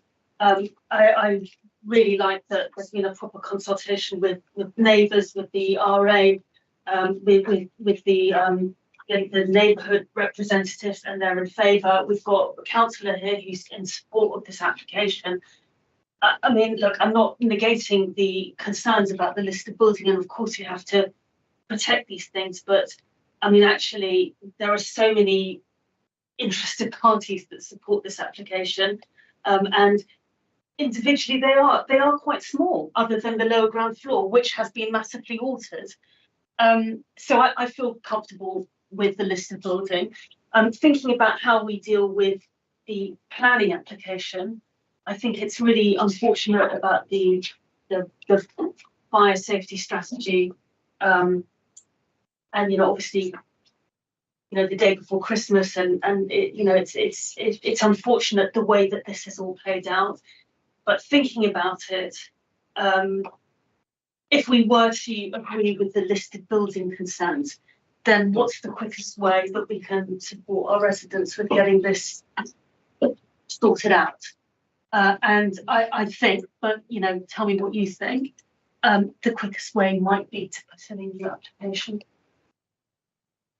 Because with the listed building consents, you can go ahead and do the works inside, because the planning application really separates. Well, just to comment on that. If the planning application, I'm trying to find a way through this, is deferred, then as soon as And we can note that anything to do with the air conditioning is just removed from it completely, and that can be a new application on its own to sort out an air conditioning mismatch on that. But if it's deferred and it's the only reason for refusal that's been given is the absence of a satisfactory fire strategy. If that which has already been ordered arrives in, I don't know, a week or 2 weeks, then that can go straight to the officers, and officers can assess that. If it's a whole new application, then the entire thing has to go out. A new 102 documents need to be submitted. That needs to be validated. That goes through all those stages and then consulted. I don't think that that can be quicker than just allowing this one strategy report to be completed and submitted and assessed by officers. That to me feels like it ought to be quicker. Thoughts? Chair, I feel the officers made the case very clear. They gave us straight answers. The applicants had a good chance to withdraw the application, answer all the questions, submit whatever need for this application, and we shouldn't. The case is clear. It's unfortunate, but they had a choice and But they weren't told until the pack was prepared. Even they had the chance to withdraw even today, earlier, an hour before the meeting. They sent a fire. If I may, it was mentioned that the PFSS is new to this application. We obviously had a new local plan that's been adopted this year. We had one that was done post Grenfell. I know it was done. Would this, and it's slightly academic, would this application have been recommended for approval under the old local plan? Is that something that you're able to comment on, or if this PFSS is a new thing? It isn't actually. So under the old local plan, as of say 6 months ago, this application would have been approvable. Would that be safe to say? On just the fire safety issue, yeah. Yeah. Well, that's the only reason for refusal. So that's the only reason given for There refusal. are So that. some inaccuracies in plans as well. But that was definitely. I'd say, Well, right, so actually, it's not I'd say, given as the reason yeah. for refusal. yeah. So I guess that answer for me very much swings me in favour of Councillor Mancover's suggestion that we all know that the process of applying takes so long. I'd be very happy for us to approve that, subject to finding out some conditions or a way around it. I agree with that. Okay. It can't be conditioned. We're not conditioning it. We're deferring. My proposal, I'll put to a vote for is proposal to defer, subject to an acceptable fire strategy being received by officers and being approved by officers. And if it isn't received or if it isn't satisfactory, then the deferral means that you'd have to bring it back, or they'd have to withdraw it and start again. But all it's doing is addressing the one reason that's been given. If you want to make a note saying that something else on the deferral saying air conditioning is not included because there's a mismatch between a line in the description and a drawing and a house number, then maybe that could be sorted out in the deferral as well. That seems to be a minor technical description point and not a change. But if it's easier for officers to remove the air conditioning completely and make that a new application, looking at Julia nodding, then I can accept that. But I just want to make sure that the one reason that's in here we have a sensible way forward for. We'll be able to do that application. Would be. That's what you. Yeah. Okay. So, do you want to someone Hazel want to propose the words that I would then put forward as a motion to defer? Well, you need to vote on the building consent. Listed building consent. We obviously don't have any conditions prepared, and listed buildings generally come with a whole list of conditions about method statements and things like this. I wonder if we could be delegated officer responsibility to liaise with the heritage officer and come up with appropriate conditions that would be less than ideal to approve it without having those conditions in place. That sounds reasonable to me. So for officers to come up with the appropriate standard listed building conditions for listed building consent. That sounds good. So would you want us Who would be? to approve it subject to that, or how? Well, yes, I mean, if the conditions haven't been prepared. They would need to come back to us. We can delegate. I think we can delegate. Well, you need to vote on the recommendation to refuse the application first, and then someone needs to propose a motion that you approve it subject to these additional conditions to be delegated to the director. Okay. So let's take a vote on the listed building. And the recommendation from officers is to refuse. Can those in favour please show? Listed building. Listed building. Okay, and can those against please show? So the listed building consent is granted. No, It's not refused. it's not refused. And now we will take a motion. So I would propose that the listed building consent be granted, but noting that conditions to be delegated to officers. And I'm sure we'll hear from applicants if some conditions are put in place that are impossible or difficult to comply with. We'll leave this thing out for that. But that's my proposal is that it be granted subject to officers drafting the usual conditions. So we need a second of them. That's my proposal. Yep, seconder. And just to clarify, does that then there's no need for that ever to come back to us? So then you need to vote on that. So If you put, for example, conditions that the applicant doesn't accept, what happens then? They have a right to approve them. Yeah, you delegate to us. Okay, so shall we vote on the motion? And those in favour? I'm just thinking about that part here. Do we want to ensure, given that the committee has started it, that those conditions come back, just to make sure that yeah, it's time. Okay, yeah, all right. So in that case, the other one has to come back anyway. We're deferring. Well, it might not need to come back here. I don't think committees should be checking listed building conditions really. Okay. I don't see that. So can those in favour please show? Abstaining. And one abstention. That's the easy one. Okay, right. So moving to the planning application now. I think what we are saying is we're going to defer it. So we'll first have a vote. Yeah. On the recommendation. Okay, so you need to vote on the recommendation to refuse, and then someone needs to propose a motion as to whether you're going to defer it, but on what basis does the deferral? Because obviously not just the fire safety, there's the inconsistency in the plans and the air conditioning units. But there was only one reason for. Well, let's vote on the recommendation, and then we'll have a conversation about that. So the recommendation from officers is to refuse the application because of the fire safety strategy. Yeah. Can those in favour please show?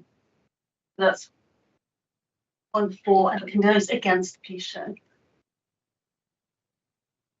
So the recommendation to refuse is Not accepted. Not accepted. Right. So what would we like to do now? I propose that the application is deferred for the applicant to have a chance to submit their fire strategy document to officers, which one would hope would be acceptable. And then that would be the quickest route for them to be able to proceed is my guess. And then there were some other elements that the officers were concerned about, which was the plan inaccuracies.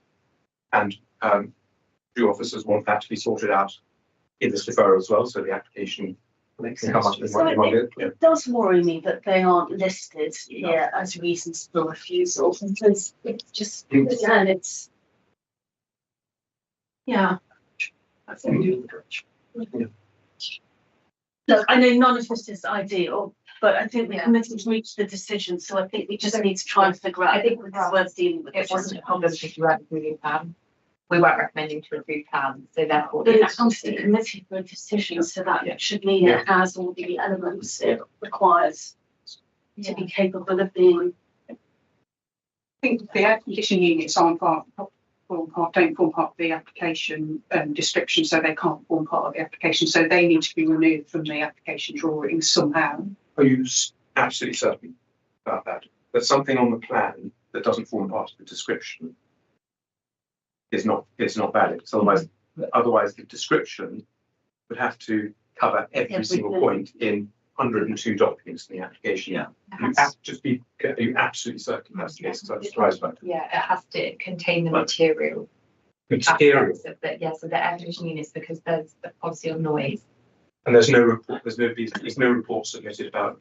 No, there is. This is about the advertising, or the description of development. It's about this, what this says, because everything else. But everything else matches. Everything was in the documents, it just wasn't in the description. We've had So this, when no, it goes this on- has definitely No, happened, but this when has it goes happened before. When it goes on the lamp post, it doesn't say air conditioning units. But there's a lot more in the proposal than Yeah. just 7 words. That 7 words describes 102 documents. That's my surprise. Yeah. To me, that. Yeah. It's- To defer on the basis of the fire strategy. But there was something else, there was the aircon and there was something else, there was. So But on that's the, the single reason good.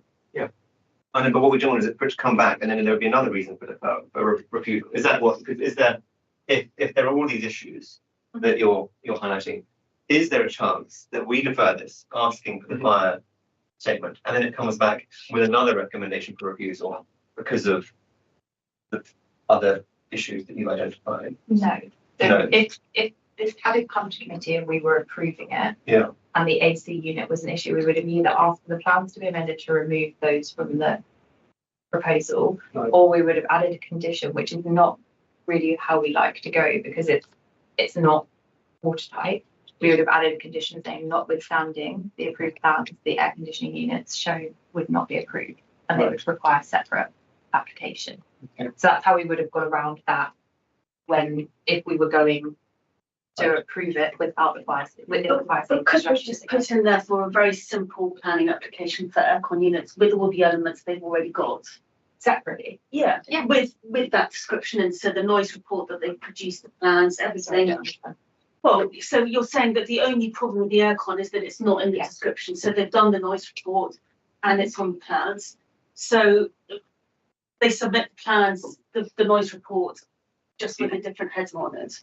It's a simple planning application, right? Separately from this one. Yeah, that's fine. They can submit a separate planning application for the AC unit. I don't think we can start engaging with them.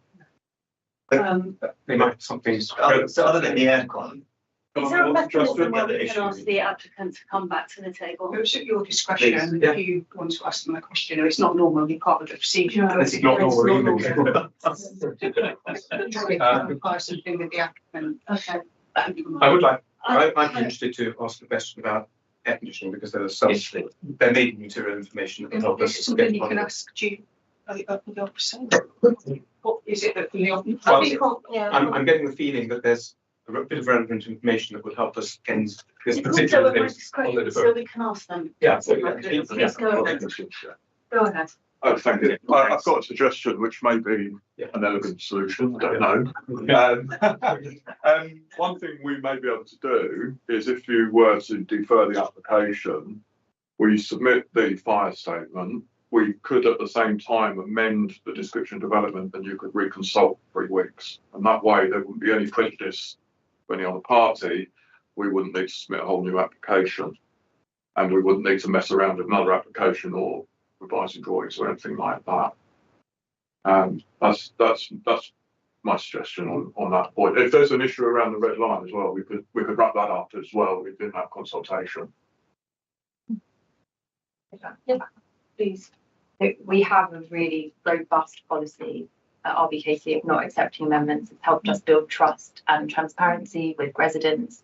It allows us to ensure that the applications that are being submitted are quality applications with all of the relevant information and there's not cycles of amendments submitted to tidy things up that should have been addressed before or at application stage, to allow amendments goes against that policy and that robust way that we have been dealing with applications for years. Yeah. So I would say Well, really, we're in a situation now where what the applicant has come up with a simple suggestion on that one material matter on the air condition. And given this has been, sort of a catalogue of opportunities of situations that could have done better, I think I would be happy with the applicants, because there's an exception with the applicant's proposal in this case. discretion. I guess my concern is if they'd known in October when we validated the application about the fire, I'm not blaming anybody, but we're all in this together now. We need to try and find a way to fix this together. We are partly at fault here because we didn't tell them. And then we only told them a day before Christmas. So, when we're now 7th of January. Even if we had told them about the AC unit and description of development, we would have asked them to withdraw the application and we would not have given them the opportunity. But we didn't give them that opportunity. No. And that was in October, and now we're in January, and it's. Look, I just think we share a responsibility here to try and. You validate the application. Sorry. I'm sorry. Madam Chairman, if I may, we're getting slightly stuck in the weeds here. My feeling, I don't know if I can speak on, but to be proper, we want to respect the work of our officers. Absolutely, but at the same time, we don't need another 4 months. Well, I agree. New applications and costs and from all that. my own personal view is that having AC not in the title is slightly irrelevant. I mean, whether you were added. It's such a big application that if you're going to go away and look at it, the fact that it's AC or not AC, if they have all the noise things, if everything is suitable, then I'm happy for that not to be an issue to hold it up or to have to go back to consultation. Because I understand Mrs. Roberts' point about trust and all that. But what I'm more interested in is there was something else that was mentioned. I think you said that if you had been, that there were either conditions or things that you would have applied if you thought that it might be getting approved, and that's what I want to know is what those things are, and if those are things we should be asking for along with the FSS. So there's a whole host of conditions that we would add to any approval, right? Which obviously are not in front of you. Yes. But they're standard conditions. Right. The condition I mentioned would be one that we would add about the air conditioning units not being part of the application. Yeah. So that aside, so if we were to defer asking for the PFSS, and it would then presumably come back to committee, is that what you're in Councillor Macker, that it comes back to committee, or that officers just have a would we be delegating up? Sorry, would we be delegating? But do we then need to also delegate, as we did with the listed building consent, that you will have the discretion to add make sure that all those conditions are added so that nothing's missed? That's what I want to get my head around. Is that something that would mean that those conditions are therefore not missed? If we're deferring, we're allowing it to go away for them to present the FSS. Does that then allow officers the opportunity to add those conditions? Well, we would have to add those conditions if it was going to be approved. Yeah, but that so would. We can. Yeah. But I think what you've come up with is kind of a few different lines of attack here. If you deferred it just for the PFS and took away the AC units, it could be a quick decision turnaround. If you defer it and we have to do a reconsultation, it's likely to take the same amount of time as a normal application would if it was to be withdrawn and resubmitted. That's why we don't generally allow amendments as well, because there's not really any time saved. If you were to defer it and pull it back, it would take significantly longer because we have to work a few committee cycles in advance. Right. So, but so if the majority of the committee don't have an issue with the aircon, if we're happy for it to be approved. The aircon is a technical point. It's not that we're opposed to the air conditioning at all. Right. It's that it's not been included within the description of development, and that does leave the application at risk of JR if a resident feels that they were not properly. Well, 102 people have not chosen to object. But they've only. But someone's not going to in the description of development, and been quite. Sorry. We'll take a lot of that up afterwards, because I think this is very embarrassing for the department and for councillors, and I apologise to the applicants and other people who are waiting for their cases as well. But we have to bottom out what other people think about whether the air conditioning gets mentioned, or is it just removed? Is it removed from the application so that, or does it form part of the deferral, and satisfactory information on air conditioning will then be reconsulted in because I think the applicant's agent was advising that would be a short cycle reconsultation on the air conditioning point. So, sorry, if we were to, what would be a short cycle? The air conditioning detail that would go out again as part of the deferral.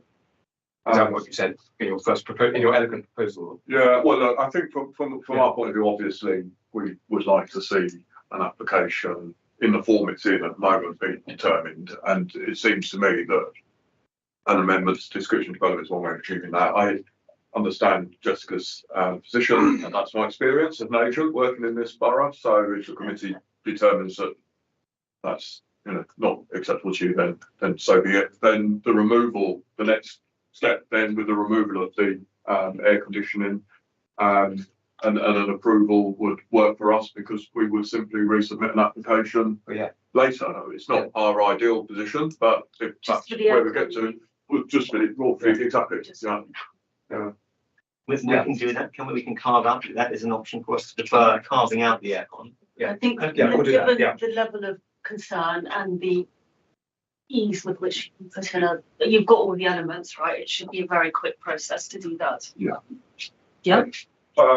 Well, I'm thinking on my feet a little bit here. I think probably what we would do is simply resubmit planning for everything all over again. So it's a duplicate application with the addition of the air conditioning units. So everything's already approved. All of that's in the new application, plus the air conditioning units. Yeah, that would probably be the easiest way for us to deal with it. The AC being taken out of this deferral. Yes, exactly. Okay, that's and then we'll submit the PFSS, hopefully get the planning permission approved on that basis without the air conditioning units, and then we'll deal with the air conditioning units later. That's a part. Okay, so the proposal is that I would put forward and someone would second, is that the planning application is deferred for the time for the submission of the fire strategy, and it's noted that the AC element is carved out of this application, and that standard officers delegated to put the standard planning consent conditions onto this application. And sorry, okay. Yeah, so we're delegated to approve. Yes, delegated to approve subject to. Yeah. Sorry, who's that seconded by? I can second. Councillors for Dan. Okay, so can we vote on that motion, please? Can those in favour please show? And those against? And those abstaining? Councillor Batchelor will abstain. Okay. I think we're done. Thank you. Thank you. Thank you.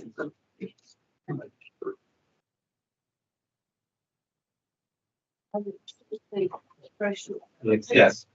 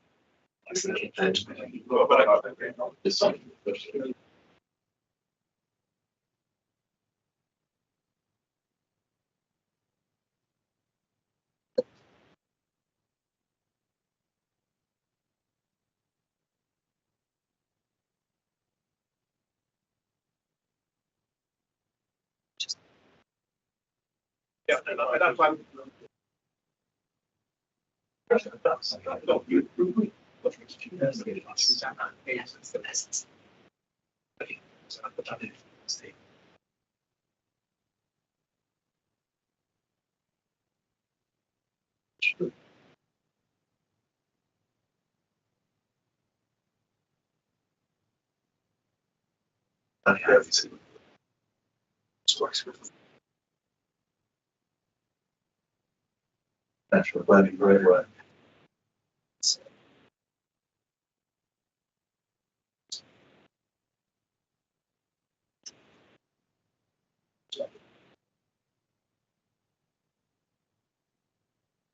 Take these things.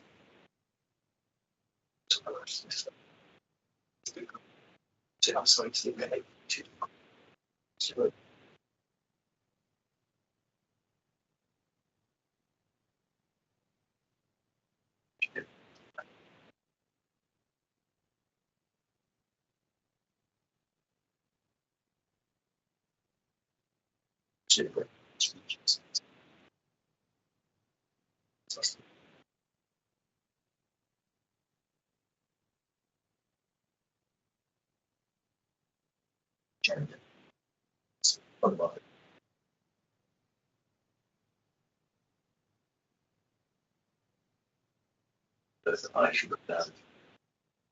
Yeah, and show her. And she was thought it was really now. Tell me, is it the house good because it's eating the banks? That's not shameful. It was quite interesting, the whole thing. Yeah, I said there's but I learned a lot of that. That's the actually some. This was quite an interesting line. So we're seeing it on size between it's the guessing to go but it's dead. You have control by diversity again. Geographic it's to do with like a quality of so like we're often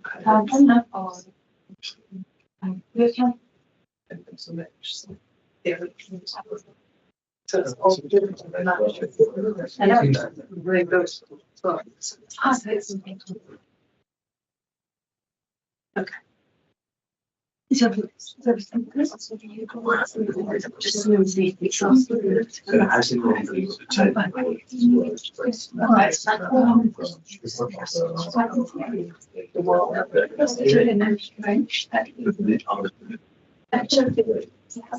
never seen it so because that, yeah.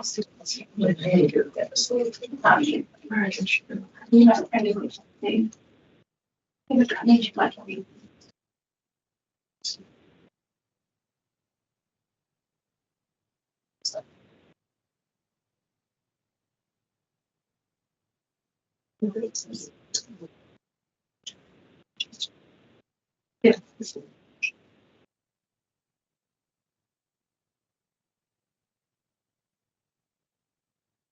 Six. Okay,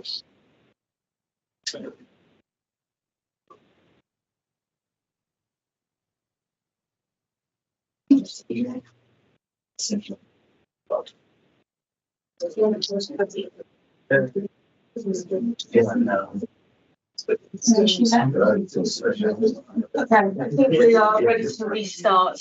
Thank you everyone for bearing with us. So we'll move on to the next case, which is the car park at Pavilion Road. Yes, thank you. This is just very short presentation. I would like to draw members' attention to the addendum again. This is the Section 73 application for internal changes to a previously granted scheme. The planning permission was granted in 2020 for demolition of existing car park and erection of a mixed-use building, including hotel, restaurant, and retail. Member can see the visual of the original granted scheme. As part of this Section 73, there are no proposals to the external alterations to the building, just internal to increase the number of the hotel rooms from 120 to 154. That concludes my presentation. Thank you. Thank you very much. So I think the only change in the existing permission is for additional rooms in the building. So I mean, there's been a few objections submitted.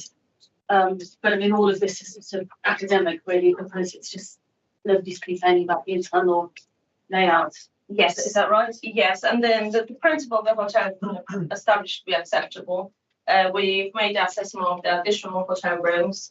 Although there might be some additional travel implications because of the additional rooms. If officers concluded there will be any material harmful. And then they do need permission to change the number of rooms. Yes, because they need to implement, and the description on the original application specifically stated the numbers of rooms, so they need to amend it. I believe there might have been also a condition on.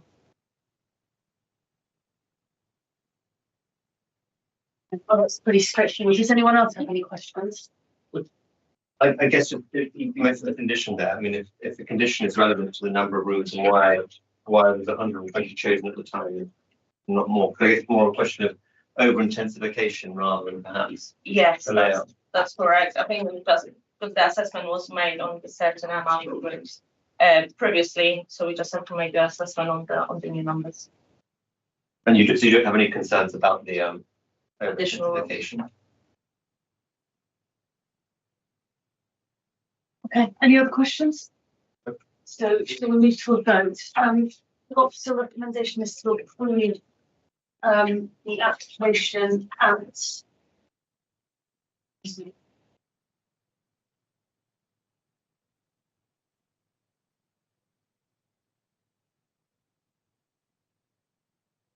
the car park at 28 Pavilion Road. Can those in favour please show? That's all in favour of that one.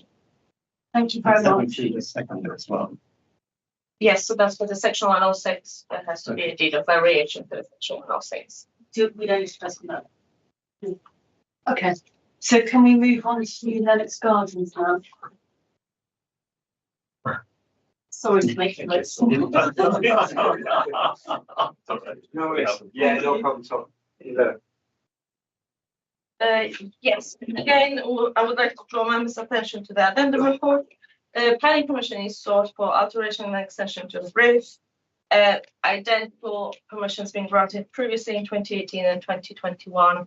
They just haven't been implemented, they've got expired, and the recommendation is to approve. Thank you. Over this one presentation. It's exactly the same. Yes. Any comments, questions? Move to a vote. Recommendation is to approve the application at 50 Lennox Gardens. Can those in favour please show? Thank you very much. It's approved.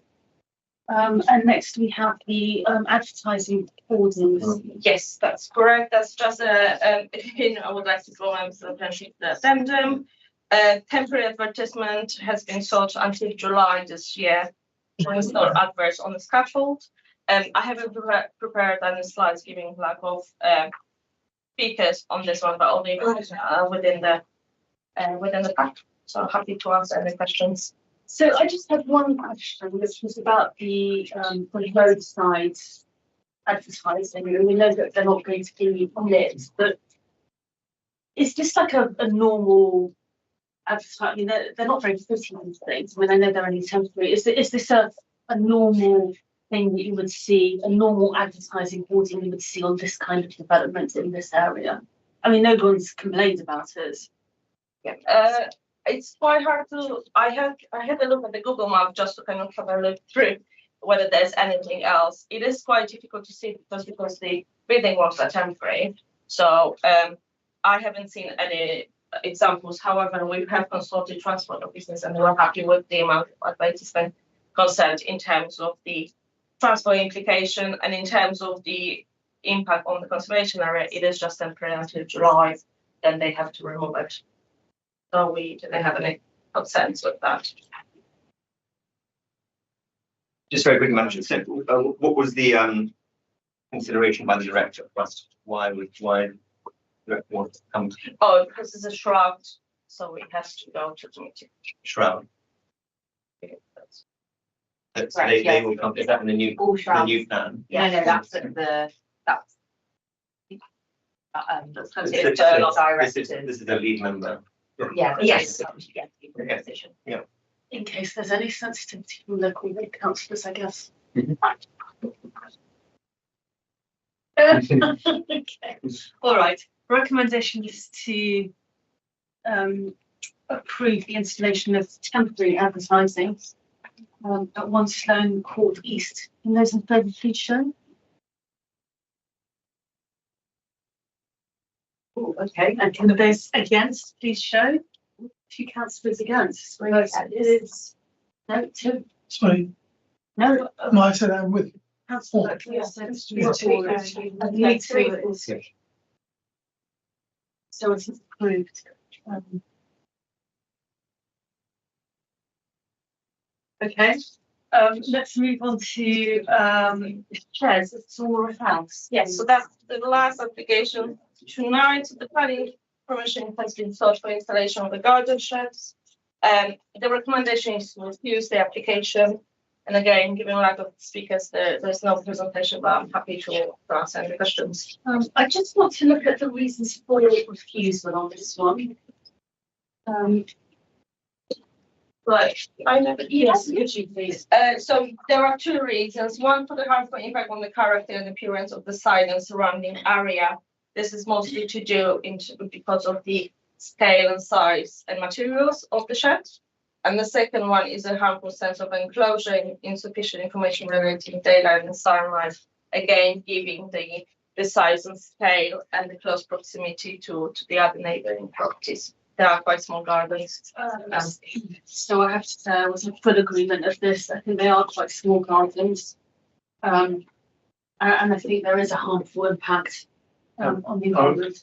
I'd be asking whether there's further reason for refusal that I would look at. It's in it's the impact. It's in 6.7. It talks about sense of enclosure to neighbouring properties. Be visible from neighbouring properties above the boundary fence, adversely impact living conditions of neighbours. So that's not given as a reason, but There is a. Sorry, so there's a question about the sense of enclosure. There is a cause of harmful sense of enclosure. yeah, exactly. It says,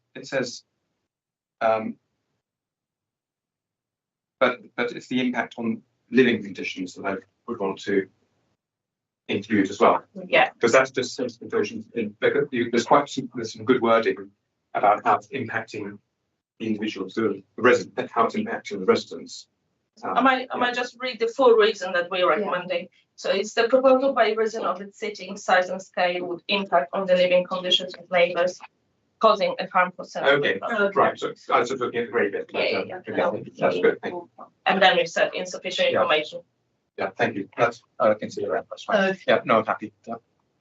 Okay, so the recommendation is to. May I ask a question? Oh, yes, sorry, Councillor Bhatia. Okay, one of the reasons of refusal is the size, and the second one is material. What size is acceptable for future references?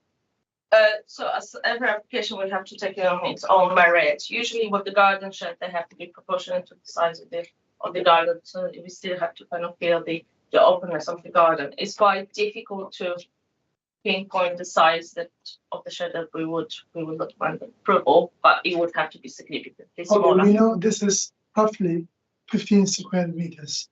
And do we know the size of the garden? Don't have that. Then how do you recommend it? How do you describe proportionate? Is it filling the entire garden, or half of the garden, or 1/4 of the garden? Yep, so I can point it to the plans in the section and the drawings. Yes. So the first drawing shows the existing site and proposed site plan. So it kind of goes more or less half of the width of the garden. Half.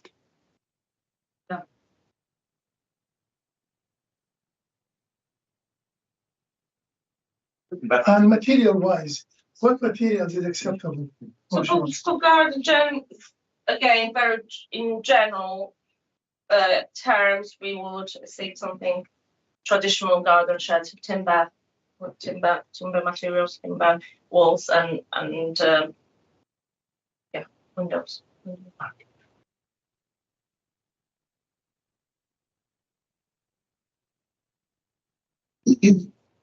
Okay. Anything else?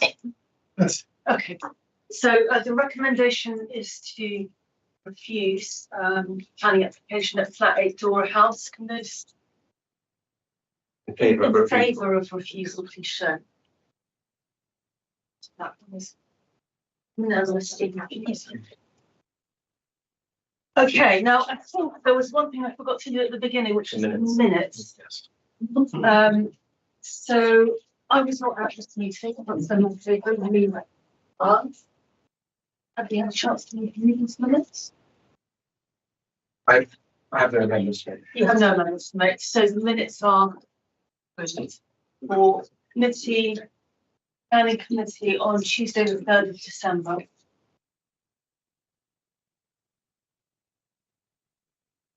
I think that brings us to the end of the meeting, unless I'll put this in anything else. I think that brings us to the end of the meeting. So thank you very much, everyone, and meeting is closed. Thank you. Yeah.